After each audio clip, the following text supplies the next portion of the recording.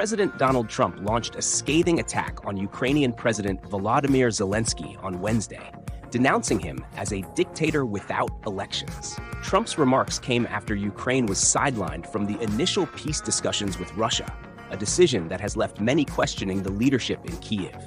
On Truth Social, Trump warned, "A dictator without elections, Zelensky better move fast or he is not going to have a country left."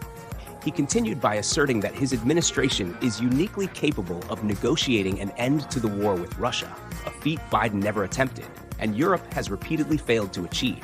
According to Trump, Zelensky appears more interested in maintaining a lucrative status quo than in seeking genuine peace, lamenting the shattered state of Ukraine and the needless loss of millions of lives. Trump further derided Zelensky as a modestly successful comedian who convinced the United States to commit $350 billion to a war that never needed to start, a conflict that would have been unmanageable without his leadership. He criticized the fact that the U.S. has poured an extra $200 billion into the conflict, compared to Europe, whose funds come with guarantees, while American taxpayers see no return.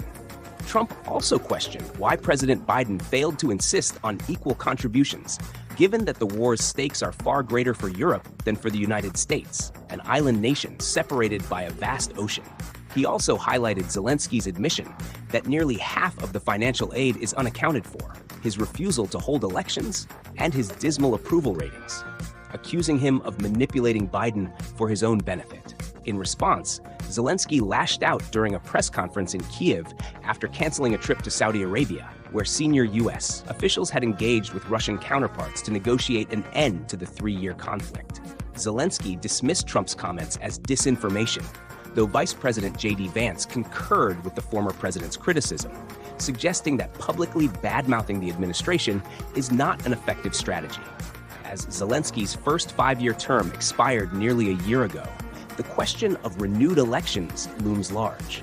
Both the U.S. and Russia now insist that Ukraine must hold polls to determine whether Zelensky should remain in office.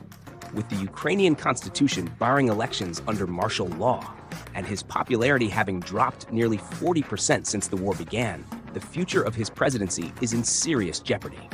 Meanwhile, Russia has maintained that it will not sign a peace agreement until elections are held in Ukraine. The U.S. is reportedly considering a three-stage plan, initiating a ceasefire, followed by elections, and finally, a comprehensive peace deal. Trump's envoy, retired three-star General Keith Kellog, has been in Kyiv conducting talks with Ukrainian officials. He emphasized the necessity of U.S. security guarantees to prevent further Russian aggression.